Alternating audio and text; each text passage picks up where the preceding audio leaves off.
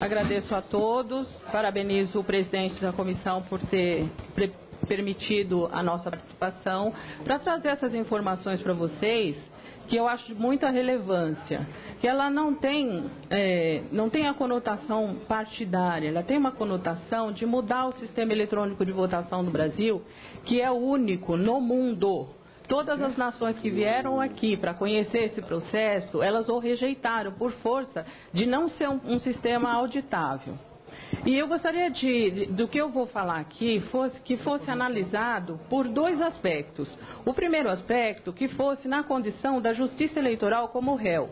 Porque eu, como advogada, eu aprendi na faculdade, eu levo isso para a minha vida normal, é que teriam que existir, no julgamento das ações de processo eletrônico de votação, três entes: o autor, o réu e o juiz.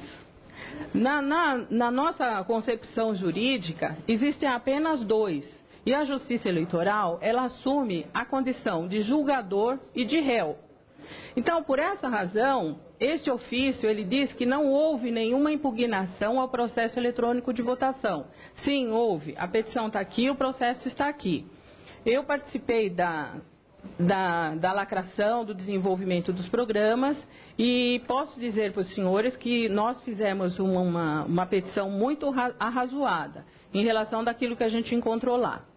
E outra questão que eu gostaria de colocar também para ser analisada junto com a minha exposição é a seguinte: hoje, nós advogados, operadores do direito, nós temos que agir dentro da legalidade, dentro da juridicidade, mas também com técnicas de camuflagem, para a gente conseguir entrar na justiça eleitoral e fazer uma auditoria independente, porque a Justiça Eleitoral, ela bloqueia todas as portas dos partidos. Vocês vão ouvir dizer que a Justiça Eleitoral coloca tudo à disposição. Não, isso não é verdade. Ela entrega sim os documentos, mas vocês vão ter que percorrer pelo menos 5.000 zonas eleitorais para procurar isso. Quem tentou fazer fiscalização, auditoria, até hoje não conseguiu. Por quê? Porque o réu julga os processos. Então eu vou passar a minha experiência desse ano.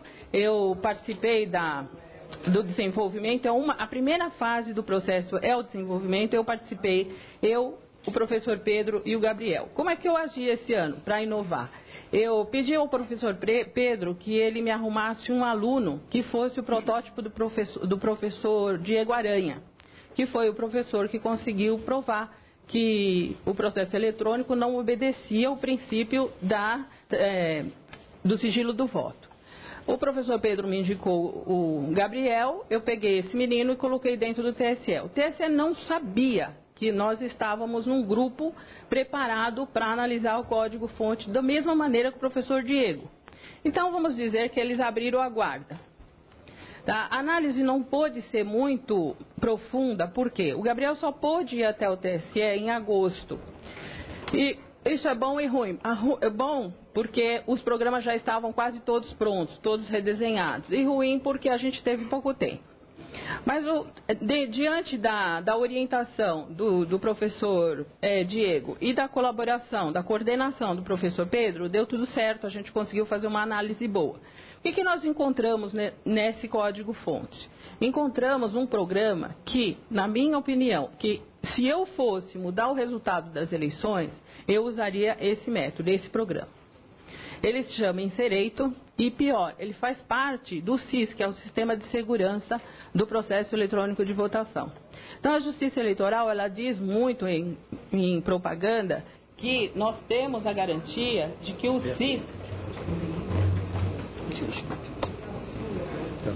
que o Sistema de Segurança do Processo Eletrônico de Votação é forte, que ele não permitiria que um programa fraudulento ou que houvesse um ataque ao processo. Não, isso não é verdade, porque o Inserator, esse programa, ele serve exatamente para validar um programa que não é oficial, rodando no processo eletrônico de votação. E eu queria aqui também alertar que nós não estamos falando de urna, tá? Nós estamos falando de código-fonte. O código-fonte, ele é aquele que dá os comandos para que a urna eletrônica produza o resultado. Então, nesse código-fonte existe um artefato, a gente apelidou de artefato, chamado Inserator, que permite a validar um código, um programa que não seja o oficial. Eu usaria esse programa se fosse fraudar uma eleição. Bom, nós fizemos outras descobertas técnicas também. A gente descobriu que o computador que gera as mídias, como que se gera as mídias? Nós estamos na fase de desenvolvimento. No desenvolvimento, os programas são lacrados, assinados, só que lacrar, assinar, criptografar um programa que estava com insereito lá dentro. Então ele foi para os estados. Chegando nos estados, é gerada uma mídia. Gerou a mídia vai para as urnas, carrega as urnas e vai para a votação, produz o resultado e vai para a totalização. Nós descobrimos também que o computador que gera as mídias, ele fica conectado à internet. Eu fiquei assustada porque hoje eu li com mais vagar o processo e a Justiça Eleitoral alega o seguinte, que o computador tem que ficar conectado à internet sim, porque não existe forma de se transmitir os dados para os estados e que existe um sistema que garante isso, que é o SIS, que é o próprio sistema que estava com o insereito, que contém o insereito. Muito bem. Nós fizemos esse levantamento, foi feita uma petição, a gente esperou o programa ser lacrado, assinado, para que a gente tivesse certeza que ele não foi retirado lá de dentro e que ele teria o condão de causar dano, ele seria transferido para os estados. Nós esperamos, aí no momento adequado a gente protocolou essa petição, que é sim uma impugnação do processo no momento adequado, tempestivamente. Bom, o que aconteceu? Esse processo, ele não virou processo, eles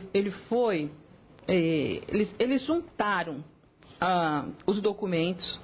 Quando nós fomos procurar depois da decisão, a gente verificou que ele não tinha sido autuado, ele foi omitido do Ministério Público e a decisão foi dada em cima de um parecer, vou dizer, entre aspas, um parecer que não tinha todas as cópias. Isso aqui está no processo, tá? Não tem como escapar, não tem como se dizer que não estava. Então, o que aconteceu? O que diz a legislação?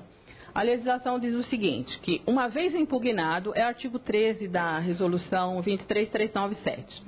Ele diz o seguinte, uma vez impugnado, o processo será autuado na condição PET, que seria petição, ele será ouvido a Secretaria de Informática e será ouvido também o Ministério Público. A Justiça Eleitoral julgou da seguinte forma, ela pegou o processo, não autuou, pegou as folhas soltas, não passou, omitiu essa impugnação do Ministério Público e deu uma sentença pelo indeferimento.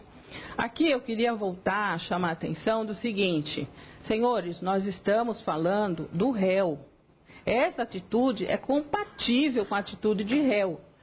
Se tem aqui algumas pessoas que são advogados, vão saber que o réu ele não é obrigado a produzir prova para si. Então a Justiça Eleitoral ela tinha realmente que dar um jeito nisso daqui, que fazer isso daqui virar não PET, não processo, porque ele vai ser incinerado, em papel solto. Então, nessa concepção, não há que se atacar a Justiça Eleitoral, nós temos que mudar o sistema, porque eles estão agindo como réu. A Justiça Eleitoral deu uma decisão fora da juridicidade, fora dos padrões de uma resolução que foi feita para essa eleição. A gente não está falando de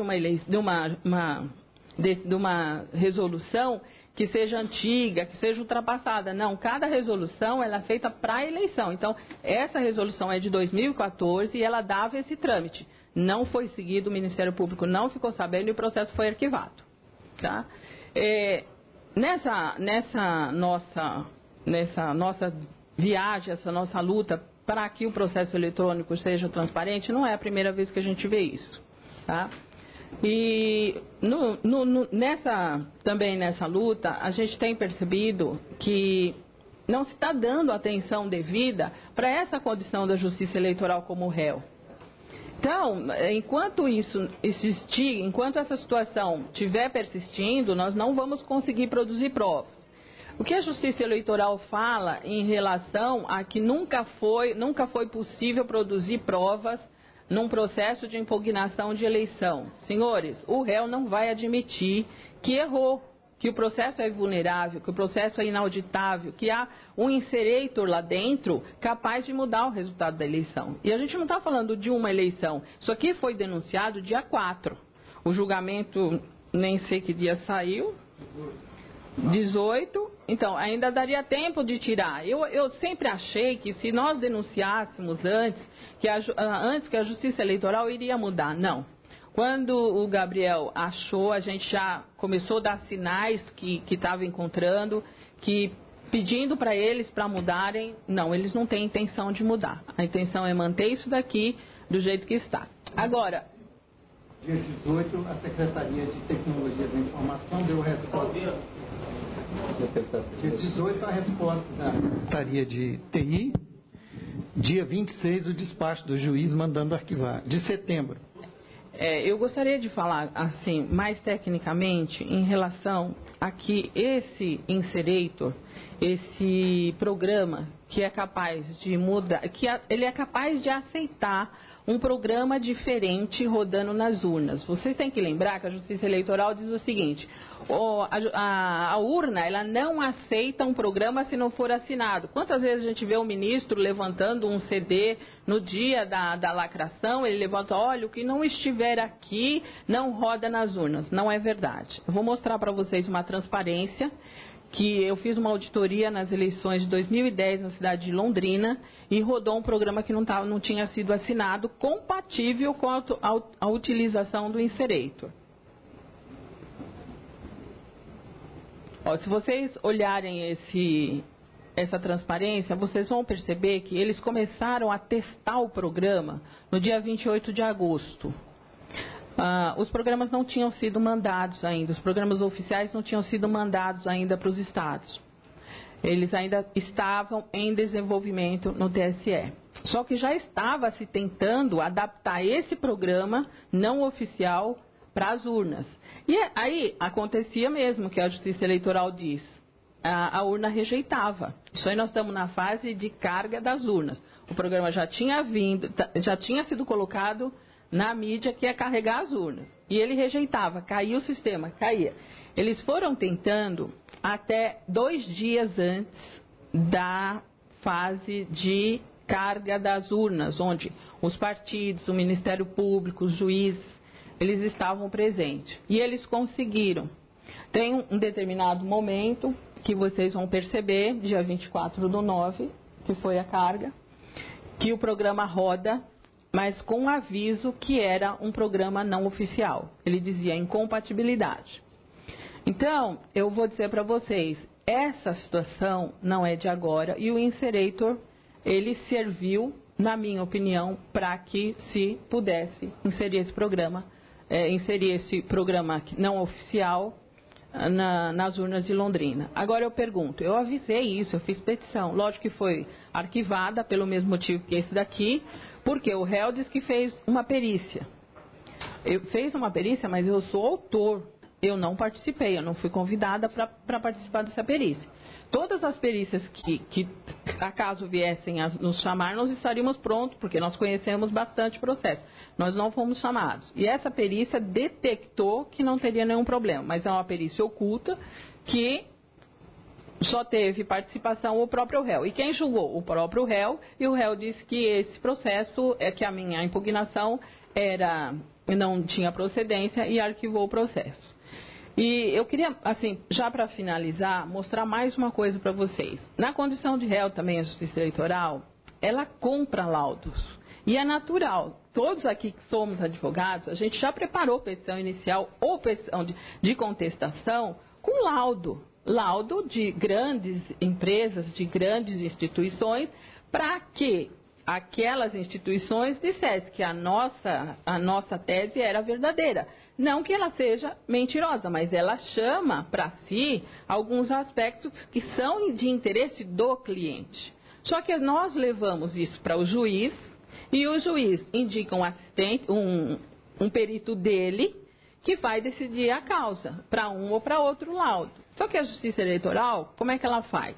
Ela própria produz a prova, ninguém sabe o que ela mandou para ser analisado, ninguém tem controle do que ela pediu, dos documentos que ela assinou, que a instituição ou o técnico assinou para poder fazer aquele laudo, e ela gasta fortunas com uma propaganda dizendo, não, olha, fulana disse que a urna, né? Normalmente ela fala urna, ela esquece de falar da fase de desenvolvimento, da internet que está ligado, que ela manda os dados pela internet, recebe os dados pela internet, que qualquer um pode capturar, ela fala urna, é robusta. Então, senhores, eu aqui, já encerrando a minha fala, eu queria colocar que enquanto nós tivermos essa situação, nós não vamos conseguir provar nada, mesmo que a gente indique que existe sim um programa na urna que é vulnerável, que um programa que pode alterar o resultado, o juiz não vai aceitar, e os colegas ainda vão ter que enfrentar o seguinte: técnicas jurídicas legais de camuflagem agora. Por quê? Para que nós possamos fazer auditoria para determinados clientes, trabalhar, poder fazer fiscalização, nós temos que driblar a justiça eleitoral. Muito obrigada.